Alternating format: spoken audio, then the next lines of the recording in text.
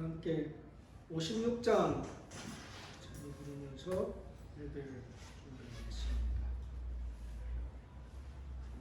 오 주여 이오니 우리 마음과 생각을 은혜의 보좌로 이끌어 주 얼굴 뵙게 하소서.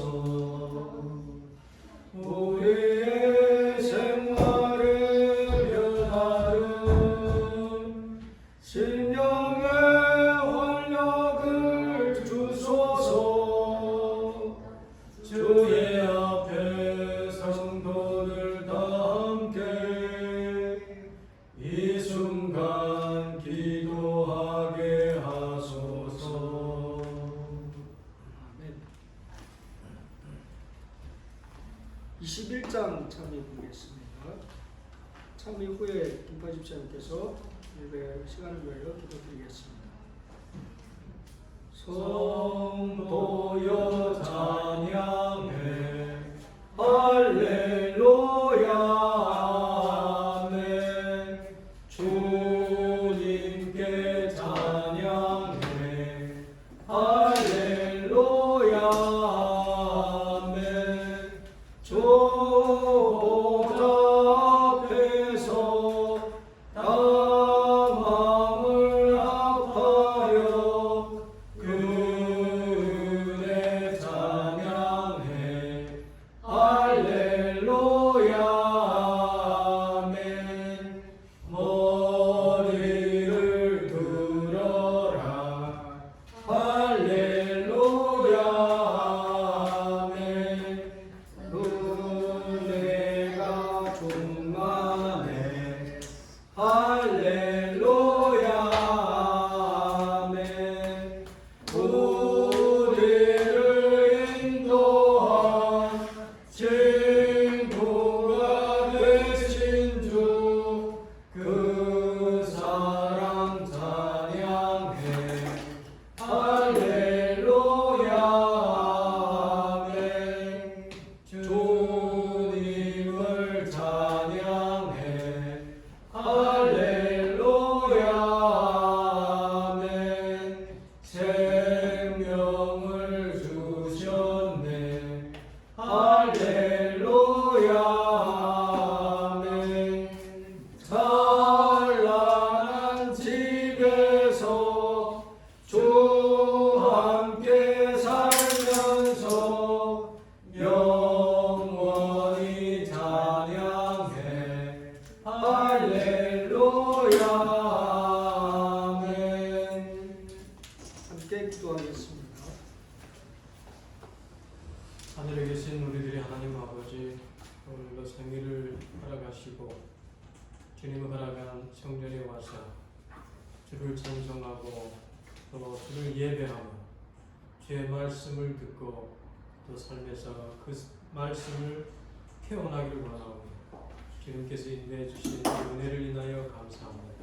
늘 그리스도 예수를 바라보며 그분께 집중하고 그분의 삶을 배워가며 그분을 닮아가는 귀한 주의 성도들이 될 수 있도록 인도하여 주시옵고 말씀으로 양육하시고 주의 행실대로 행할 수 있는 저희들 되게 도와주시옵소서.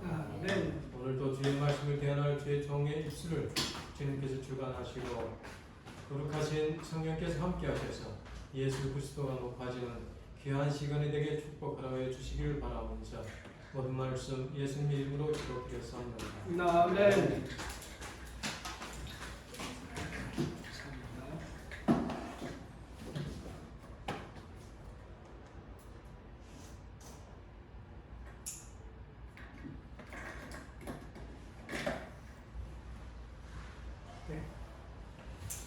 안녕하십니까.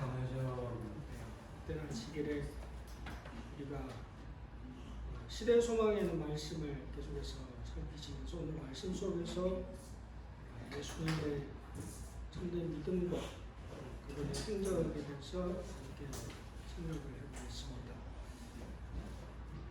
우리 성경 본문 말씀 요한복음 4장 46절에서 54절에 있는 말씀입니다. 제가 한번 읽어드리겠습니다. 예수께서 다시 갈릴리 가나에 이르시니 전에 물로 포도주를 만드신 곳이라. 왕의 신하가 있어서 그 아들이 가버나움에서 병들었더니 그가 예수께서 유대로부터 갈릴리에 오심을 듣고 가서 청하되 내려오소서 내 아들의 병을 고쳐주소서 하니 저가 거의 죽게 되었습니다. 예수께서 가라사대 너희는 표적과 기사를 보지 못하면 도무지 믿지 아니하니라. 신하가 가로되 주여 내 아이가 죽기 전에 내려오소서. 예수께서 가라사대 가라 내 아들이 살았다 하시니라. 그 사람이 예수의 하신 말씀을 믿고 가더니 내려가는 길에서 그 종들이 오다가 만나서 아이가 살았다 하거늘 그 낫기 시작한 때를 물은즉 어제 제7시에 열기가 떨어졌나이다 하는지 아비가 예수께서 내 아들이 살았다 말씀하신 그때인 줄을 알고 자기와 그 온 집이 다 믿으니라. 이것은 예수께서 유대에서 갈릴리로 오신 후 행하신 두 번째 표적이니라. 오늘은 신하의 아들의 구원의 그 표적에 관한 본문의 말씀을 주제로 한번 이 말씀을 참고해 보겠습니다. 사실 예수님께서 성전을 이제 정결케 하시는 그 사건을 통해 가지고 예수님에 관한 소문이 온 이제 이스라엘에 파다하게 퍼지게 됐습니다. 그래서 이제 6월절에 그때가 예수님께서 1차 성전을 정결케 하신 그때가 바로 6월절이었거든요.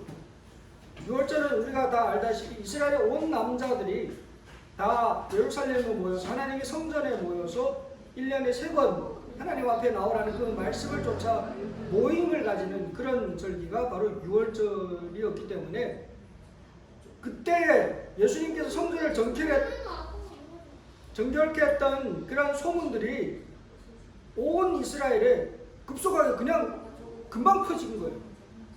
왜냐면 한 곳에 다 모였다가 그 소문을 듣고 사람들이 또 다 각자 자기 고향, 자기 집으로 돌아가가지고 그 이야기를 했기 때문에 그 이야기가 전부에 그냥 순식간에 퍼진 거예요. 그래서 뭐 그때 당시에 이제 산헤드린에서도 언쟁이 있었지 않습니까? 이 예수라는 이 사람을 어떻게 처리할 것이냐 토론을 했었죠. 산헤드린에서. 그때 결국에 뭐 이제 거기에 참석했던 여러 또 사람들이 의견을 특별히 이제 뭐 여러 사람들이 이제 의견을 내가지고 뭐라고 했습니까? 이 사람이 하는 일이 혹 하나님께로부터 온 것이라면 우리가 이 사람을 만약에 어떻게 악하게 잘못 대처를 하게 되면 그 결과를 옛날에 우리의 조상들이 하나님의 선지자를 핍박을 해가지고 그 결과를 우리가 당했잖냐. 이 사람한테도 그렇게 똑같이 했다가 우리가 그 결과를 당할 수 있으니까 우리가 둬뒀다가 하나님께로부터 났다면 흥할 것이고 만약에 그렇지 않다면 스스로 사그라질 것이니 그냥 가만히 두자고 그렇게 결론이 내려지지 않습니까? 결과적으로 그러한 것들 때문에 예수님의 이제 복음 사역이 널리 광범위하게 진행이 되게 되었다는 것입니다. 근데 사실 그때 당시에 이 백성들의 상태는 희망이 안 보였습니다. 왜냐하면 나라가 뭡니까? 나라는 전체적으로 지금 뭐예요? 로마의 통제 압제 아래 식민지예요. 식민지 사회인 거죠. 맨날 어디 나가면 로마 사람들이 눈치를 봐야 돼요. 뭐 일제시대 때 이제 한국이 일본의 식민 통치하에서 백성들이 살았던 거랑 마찬가지겠죠. 그 보게 되면 로마 사람들은 항상 이스라엘 백성 마음대로 부려먹을 수 있었습니다. 그렇죠? 그래서 오리를 가자 하면 심리를 가라. 그때 당시 그 사회 상황을 우리가 이해를 할 수 있습니다. 로마 사람들, 유대 사람 보고 지금 마침 내가 뭘 물어샀어요. 아무 사람이나 부르는 거예요. 부자든 가난한 사람은 그거 없어요. 로마 사람들이 그냥 유대 사람들 너 와. 그럼 가야 돼. 여기 짐 들고 무조건 법적으로 규정이 돼서 오리는 가야 된다. 오리를 가야 된다. 그럼 가야 되는 거예요. 그거 들고 내 하던 일 상관없어 집어 던지고. 그게 식민지 사회였다는 거예요. 근데 그 사회에서 유대 관원들 그 사람들은 어땠습니까? 하나님께 제사 드리는 제사장들이 어땠습니까? 성전 정결을 했던 그런 모습을 보면서 그때 당시에 그런 사람들의 삶을 우리가 알 수가 있지 않습니까? 여기도 표현하지 않습니까? 많은 사람들이 성전의 오용과 제사장들의 탐욕과 거만을 한탄하였다. 희망이 안 보이는 거예요. 교회를 봐도 종교 지도자들을 봐도 희망이 안 보이는 거예요. 어떻게 뭐 이거 이래가지고 되겠어? 그런데 그런 와중에 지금 누가 나오는 거예요? 예수님이 등장한 거예요. 광야에서부터 예수님이 하는 그 모든 설교 내용과 성전에서 성전을 정결케 하는 그런 모든 행위들을 보면서 이제 이 백성들 가운데는 희망이 생긴 거예요. 뭔가 다르네. 이 사람, 이 청년은 뭔가 일을 낼 것 같다. 그런 희망적인 기별을 갖고 있었다는 거예요. 그래서 보면 이제 그들의 가장 빛나는 기대를 확증하여 주는 듯이 보이는 소식이 이르렀다. 그 선지자가 친히 메시아임을 선언하였다는 것이 보고됩니다. 그 청년이 성전을 정결케 했던 그 청년이 메시아네. 이제 희망이다. 이제 우리가 드디어 이 로마의 압제에서 벗어나고 드디어 이 정말 꼴보기 싫은 이 탐욕스러운 제사장들과 이 못된 종교 지도자들 손에서 이제 우리가 해방이 될 듯하다 하는 그런 희망적인 예수님을 통해서 그런 희망을 보게 되었다는 것입니다. 근데 그런 예수님이 다시 이제 가나로 오게 됐다는 그런 이야기를 듣게 되는 거죠. 그래서 가나는 어떤 곳입니까? 예수님이 첫 번째로 이적을 베풀었던 곳이 가나였습니다. 가나의 혼인잔치에 이 잔치를 하면 어때요? 옛날에 이렇게 잔치를 하게 되면 온 동네 사람 다 모여가지고 잔치하지 않습니까? 그러니까 가나의 잔치라고 하게 되면 그 도시라고 하기는 좀 그렇죠. 조그만 마을이에요. 가나가 크지 않아요. 지금도 크지 않아요. 예수님 당시에는 더 크지 않았겠죠. 온 마을 사람들이 다 같이 모여서 잔치를 했으니까 예수님 이적을 다 아는 거예요. 모든 사람이 다 목격했지 않습니까? 그렇죠? 물이 변하여 포도주가 되는 그런 기적을 경험했던 그곳이었습니다. 그런데 그곳에 지금 누가 온다고요? 예수가 지금 다시 온다고. 뭔가 이번에 와서는 이번에는 또 뭐 어떤 일을 할까 지금 기대 만발하는 거예요. 그죠? 이야, 그때 그 물로 변한 포도주로 변한 그 물을 그 온 가나 사람들이 그 잔치 참석했던 다 먹어봤지 않습니까? 기대가 답답한 거예요. 근데 그 가나를 지나가는 도중에 이제 나사렛을 지나서 가는데 예수님은 나사렛은 가지 않았어요. 왜서요? 들리지 않았죠. 왜냐하면 이게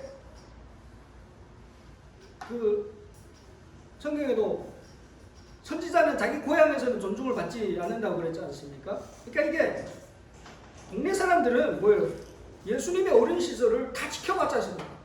제가? 저 목수 아들이? 맨날 이제 아버지 도와서 목수일을 하고 요셉을 도와서 그런 것들을 지켜봐 왔기 때문에 아버지 돌아가고 나서는 그 가장적 짐을 짊어지고 가정을 그 요셉은 일찍 좀 돌아갔습니다. 그러니까 이렇게 예수님이 사실 그 아버지의 뒤를 이어가지고 목수일을 하면서 그랬던 모습 다 지켜봐 왔기 때문에 뭐예요? 아니 제가 뭐 메시아라고 제가 그 요셉의 아들이 아니냐 성경에도 나오지 않습니까? 나사렛 사람들이 그랬다. 우리는 항상 뭐예요? 외모적으로 뭔가를 판단하기 좋아합니다. 그렇죠? 눈에 보이는 것으로 전부 이제 평가를 하기를 원하죠. 뭐 여기 사진에도 보게 되면 뭐예요? 오른쪽을 보면 뭐처럼 보여요? 정원사 같죠? 저 모습만 보게 되면 사람들 뭐라고 하고 쟤는 정원사다고 이렇게 판단할 수가 있다는 거예요. 사실은 세계 500대 기업의 CEO래요. 저 젊은 사람이에요. 뭐 저런 젊은 사람이 사람이 세계 500대 기업의 CEO라고 상상이 갑니까? 이쪽 사진만 봤을 때는 상상이 안 가겠죠. 그 밑에 저분은 뭐예요? 그냥 어느 대학 다니는 학생 같아 보이죠. 근데 애플에 굉장히 이렇게 그 어플을 개발한 백만장자래요. 백만장자. 엄청난 재산을 갖고 있는, 엄청난 재능을 가지고 있는 그런 프로그래머라는 것입니다. 우리는 항상 어떤 외모적인 눈에 보이는 것으로만 모든 걸 판단하려고 합니다. 그렇죠? 우리가 알고 있는 눈에 보이는 그것이 전부이냐 생각하고 있다는 겁니다. 외모로 사람을 판단하면 절대 안 됩니다. 특별히 대한민국은 더 특별한 것 같아요. 그렇죠? 그 사람을 구분할 때 뭘로 구분? 이제 학교에서도 그래요. 애들도 벌써 그렇게 물어본대요. 니네 어느 아파트에 살아? 뭘 갖고 구분하는 거예요? 뭐 일반 그냥 뭐 조그만 뭐 빌라 살아 뭐 이런데 그럼 뭐예요? 아 그럼 난 너랑 안 놀아. 그런데 애들부터 지금부터 뭘 갖고 지금 판단하는 거예요? 외모, 재산, 그럼 뭐예요? 돈 많은 사람, 키 큰 사람, 명문대생, 지방대생, 예쁜 사람, 못생긴 사람 이거 구분해서 끼리끼리 구분해서 놀지 않습니까? 이게 세속이라는 거예요. 세상이라는 겁니다. 오늘날 우리들의 삶 속에서도 우리도 마찬가지로 그런 뭐 나사렛 사람과 같이 예수님을 외모로만 그냥 판단하고 있지는 않지. 아니면 우리 주변에 살아가고 있는 그런 사람들을 외모로만 판단하고 있지 않는지. 우리의 영적인 눈을 띄어야 됩니다. 겉만 보니까 뭐가 안 보이는 거예요? 메시아가 안 보이는 거예요. 예수만, 누구만 보이는 거예요? 요셉의 아들 예수만 보이고 메시아가 안 보이는 거예요. 영의 눈이 감겨진 거예요. 속여있는 거예요. 그렇지만 이 신화는 정말 대단한 것 같아요. 그 소문을 듣고 근데 마침 이 신화가 이 왕의 신화입니다. 이름은 안 나옵니다. 그냥 왕의 아마 헤롯 왕의 신하였던 유대인이었던 것 같습니다. 이분도 유대인, 이방인이 아니에요.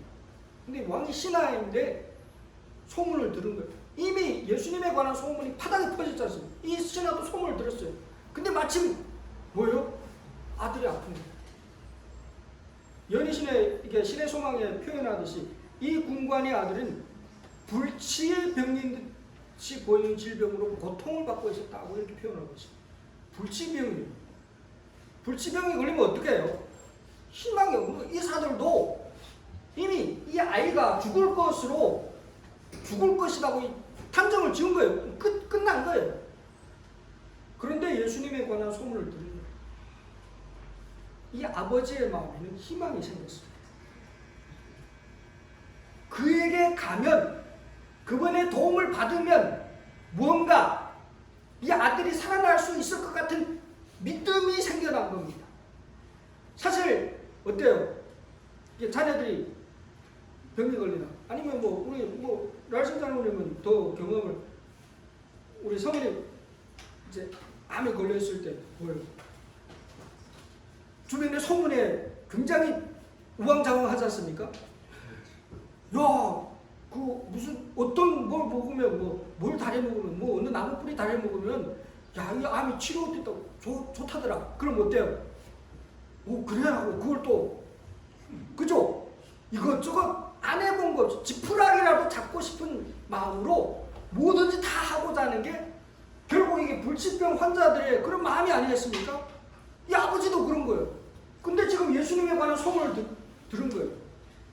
그리고 나서 내가 직접 가가지고 우리 아들의 사정을 얘기하고 그분의 도움을 받아야 되겠다는 마음을 가졌다는 거예요. 이제 세상은 뭐예요? 사기꾼들은 전문 그런 걸 노려가지고 또 사기치는 사람들이 있어요. 저 환자들. 이게 뉴스에까지 나왔죠? 소금물로 관장하면 암이 치료된다. 된장으로 암치료. 소금물 말이 될 소리입니까? 어떻게 동의하십니까? 이거 소금물로 관장하고 된장으로 암을 치료한다. 근데 사람이 그게 처하게 되면 저런 것도 믿는다는 거예요. 우리가 보면 좀 말도 안 되는 소리지 않습니까? 좀 믿고 좀 따라한 사람이 엄청나대요. 억대 사기를 쳤대요. 그 환자들한테서. 그럼 좀 따라하는 거예요. 그게 인간의 마음이에요. 여기 그 옆에 있는 이 아버지와 아들은, 이 아들이 이게 불치병이 걸렸어요. 소두증이래 가지고 머리가 작고 성장이 안 돼요. 성장이 멈추는 거예요. 사실 2살까지밖에 못 산다고 그랬습니다. 근데 이 아빠가 사랑으로 지극정성으로 30년을 이렇게 키워온 거예요.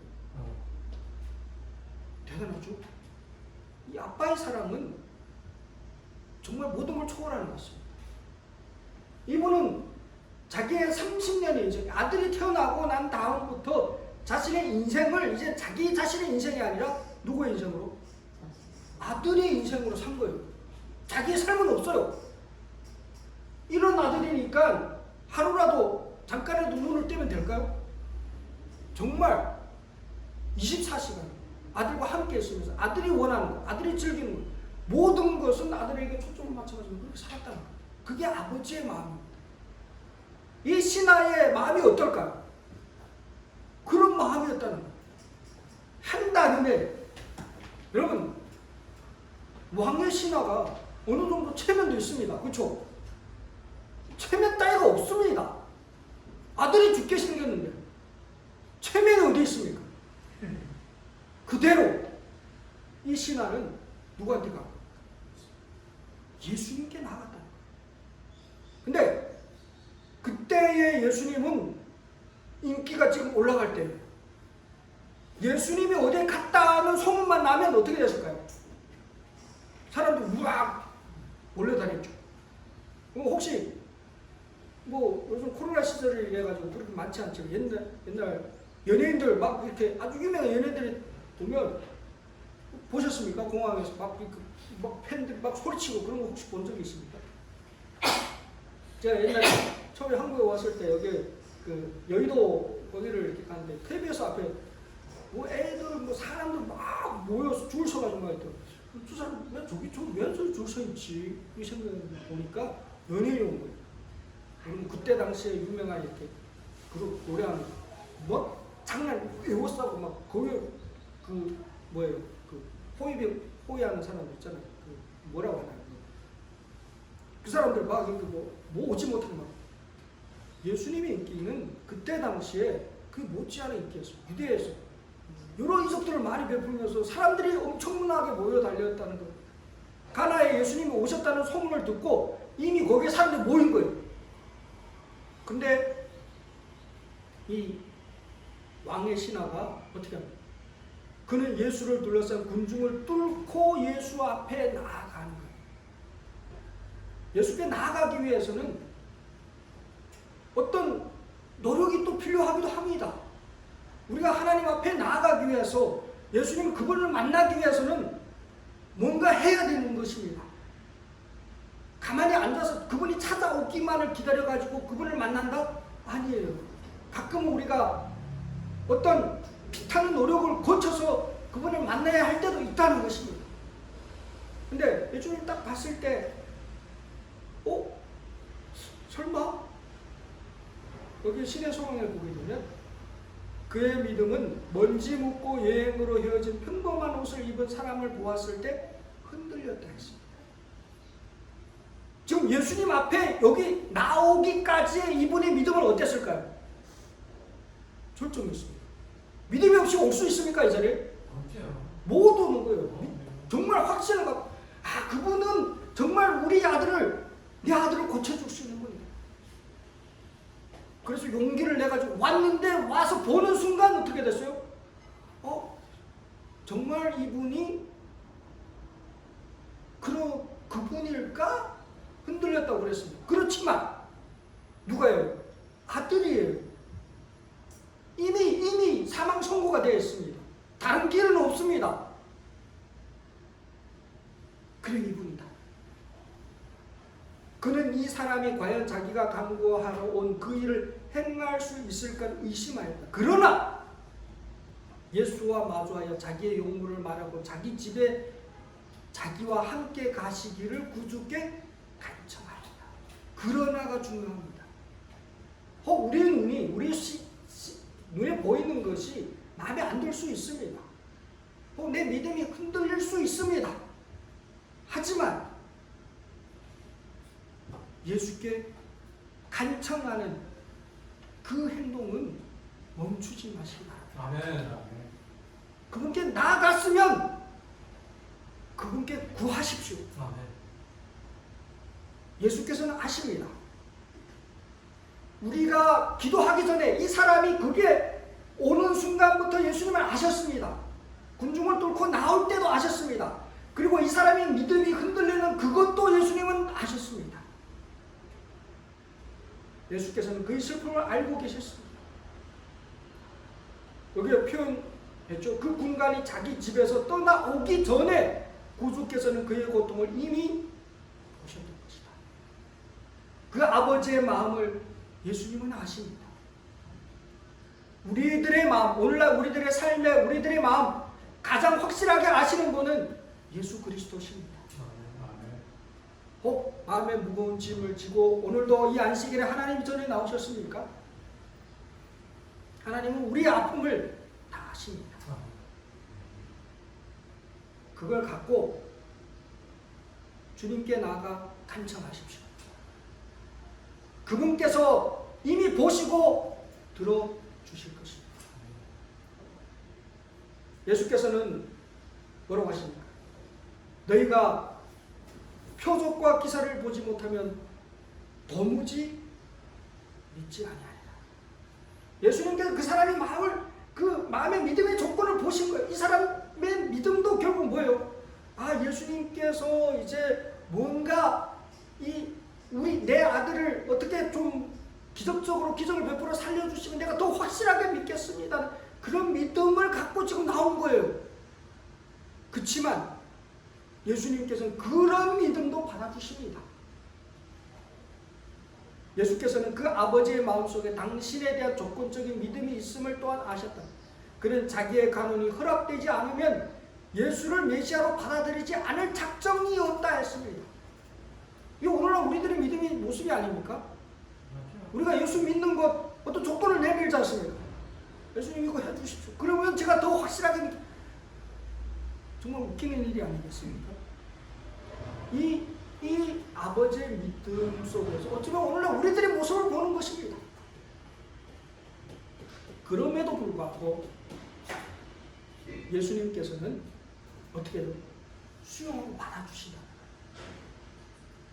거기에 모인 그 많은 사람들이 지금 이 부자 관원이 관고하는 그 장면을 보고 있습니다. 그리고 예수께 지금 뭘 기대할까요? 뭔가 예수께서 정말 이 아버지의 간청하에 뭔가 그 자리에서 기적이 일어나기를 지금 바라고 있다는 거예요. 그게 사람들의 갖고 있는 믿음의 마음이라는 것입니다. 사람들은 그때 당시에 예수님께서 항상 얘기하죠. 바리새인들이 구했던 게 뭐 표적과 기사지 않습니다. 그걸 보고 믿는 자가 되지 말라고 이야기하고 있다는 것입니다. 마지막 때도 마찬가지입니다. 마지막 때 거짓 그리스도들이 이삭과 기사로 사람들을 미혹합니다. 성경에 예수님께서 이론적으로 이 시대에 대해서 말씀을 하고 있지 않습니까? 거짓 그리스도들과 거짓 선지자들이 일어나 큰 표적과 기사를 보여 할 수만 있으면 택하신 자들로 미혹하게 하리라. 표적과 기사를 따라가게 되면 결국 어떻게 될까요? 잘못된 대로 가고 싶다는 것입니다. 하지만 예수님께서는 그 아버지의 믿음을 그 이상으로 받아주시고 그에게 오히려 그 이상의 선물을 준비해 주십니다.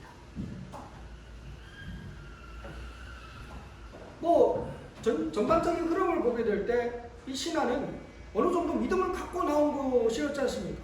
왜냐하면 예수님께 나왔다는 자체로도 믿음이 없이는 거기까지 올 수가 없었습니다.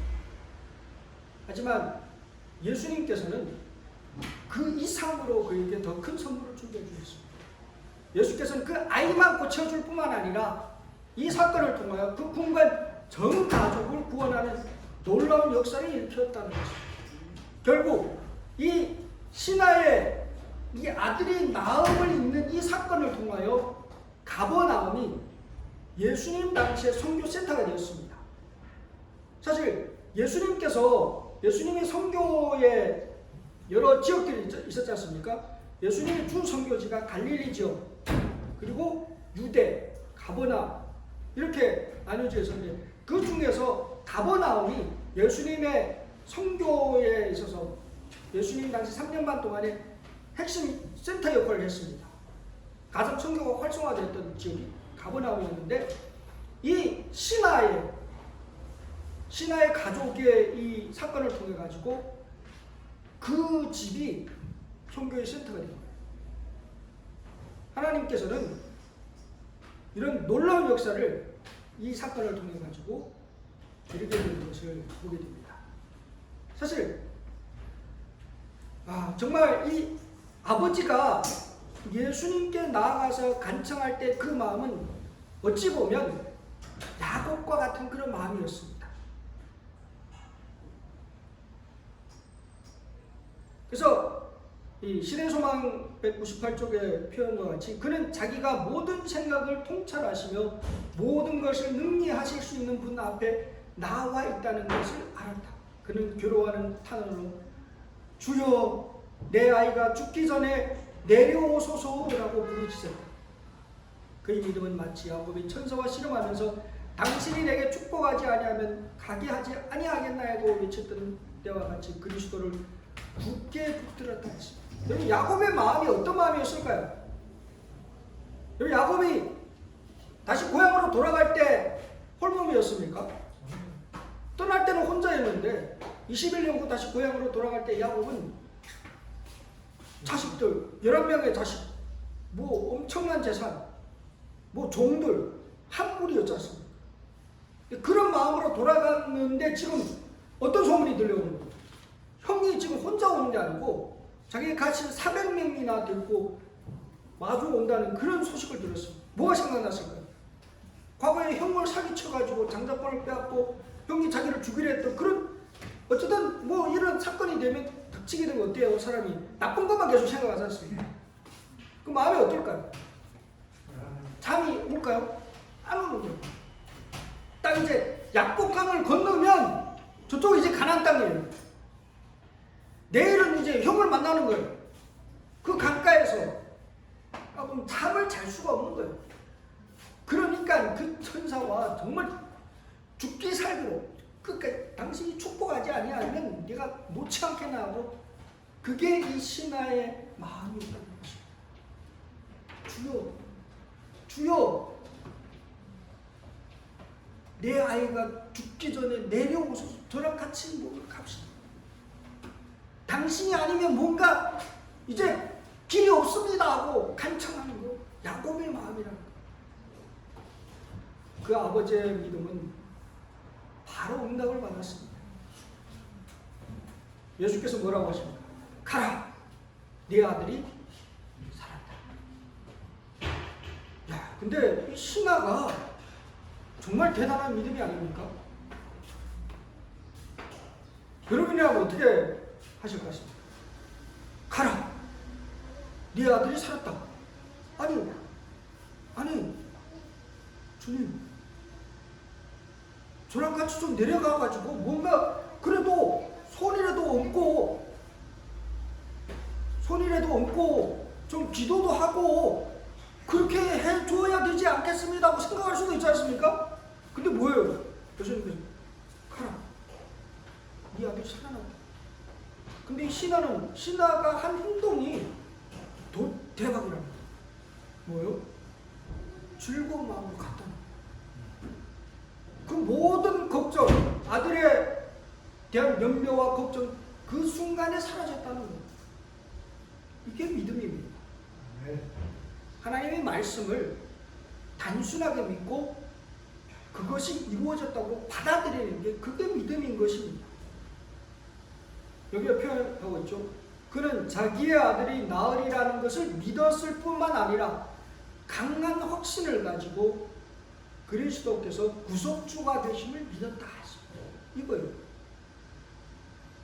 여러분, 우리가 혹 예수님께 나올 때는 다른 어떤 그냥 뭐 이 신하가 예수께 나왔을 때는 처음에 뭔 마음 지금 원하는 거예요?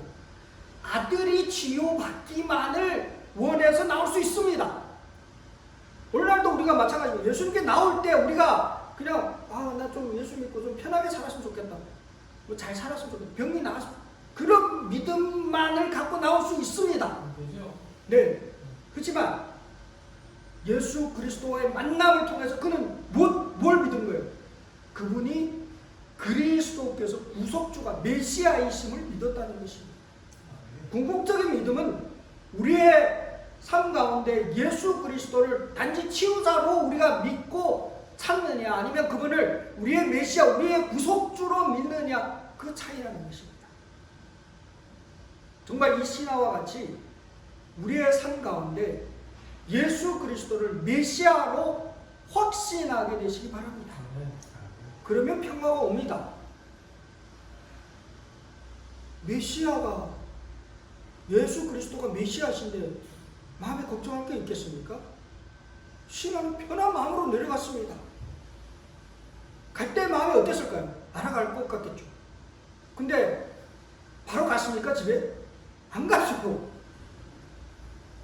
왜요? 아들이 이미 나왔는데 뭐 다그쳐 갈 필요가 있습니까? 누구 턱에 갔다는 거예요. 그게 진정한 참된 믿음이라는 것입니다. 그 신하는 결국 자기의 구원의 그러한 기별을 가족들에게도 이제는 나누기 원하는 마음이 생긴 거예요. 그래서 예수님을 초청해가지고 예수님의 교훈을 더 듣고 그의 모든 가족이 제자가 됩니다.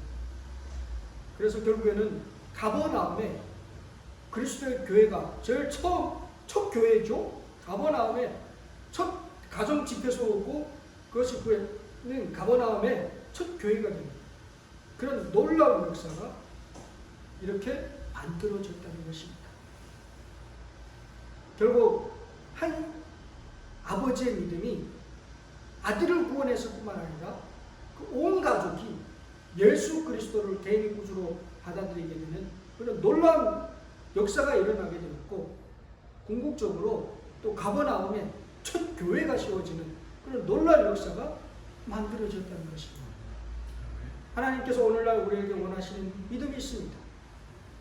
바로 이 신하와 같은 그런 마음이라는 것입니다. 하나님께서는 신하에게서 주셨던 그 축복을 똑같이 우리에게도 주시기 원하십니다.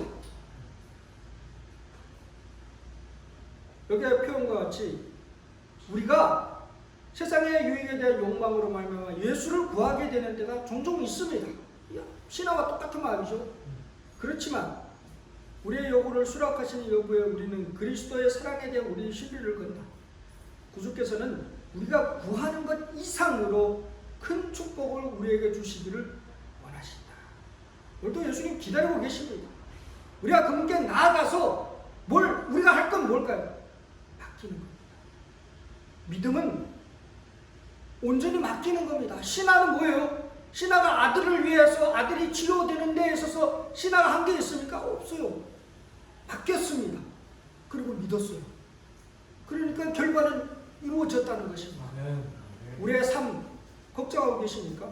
또 직장 때문에 또 가족 자녀들 때문에 염려하고 걱정하십니까? 근데 내가 할 수 있는 게 뭐가 있을까요? 아니요. 온전히 맡기십시오. 그게 참 믿음입니다. 믿음은 맡기는 행동입니다. 우리는 우리의 무력함과 간절한 필요를 고백한 후에 우리 자신을 전적으로 그의 사랑에 맡겨야 한다. 말씀과 같이 내 자신을 전적으로 그분의 사랑에 맡기는 믿음의 삶을 살게 되시기를 간절히 바랍니다. 결론적으로 우리도 이 교훈을 배워야 한다. 하나님께서 우리의 요구를 들어주신다는 것을 보거나 느끼기 때문에 믿어서는 안 된다. 우리는 그의 약속을 신뢰해야 한다. 우리가 믿음으로 그의 앞에 나올 때 모든 탄원이 하나님의 마음에 들어간다. 우리는 하나님의 축복을 구한 후에는 그것을 받을 것을 믿어야 하며 우리가 이미 받은 것을 인하여 그분께 감사해야 한다. 그 다음에 우리는 우리가 가장 필요로 하는 때에 그 축복이 주어질 것을 확신하고 우리의 의무를 행하기 위해 나아가야 한다. 우리가 이렇게 행하기를 배웠을 때 우리의 기도가 응답을 받는다는 것을 알게 될 것이다. 하나님께서는 그 영광의 풍성과 그의 힘이 강력으로 역사하심을 따라서 넘치도록 우리를 위해 행하실 것이다. 신하가 단순한 믿음을 통하여 하나님의 축복을 경험하고 그 가족의 구원을 받았던 역사가 오늘날 이 말씀을 듣고 있는 우리 모두에게 똑같이 응하여서 정말 우리의 삶을 내 자신을 온전히 하나님께 드림으로 말미암아 신하와 같은 그런 똑같은 믿음의 결과를 경험하시는 우리 모두가 되기 바라면서 말씀을 마치겠습니다. 아멘. 기도하겠습니다. 살아계신 아버지 하나님, 신하와 그 아들의 그런 사건을 통하여 오늘날 우리에게 말씀을 통하여 참 믿음의 삶을 보여주셔서 진심으로 감사드립니다. 저희들의 삶 가운데 온전히 제 자신을 믿음으로 주님께 드리고 헌신하는 저희가 되게 도와주시고 믿음의 결과로 하나님께 크게 영광 돌리는 저희들 모두가 되게 축복하여 주시옵소서. 하나님 아버지의 무한하신 사랑과 예수 그리스도의 십자가의 은혜와 성령의 교통하심이 주님과 함께 정말 주님의 믿음을 저희들의 삶 가운데 활용하여 살기로 결심한 주의 백성들과 함께 해주시옵기를 주 예수 그리스도 이름으로 축원하옵나이다. 수고했습니다.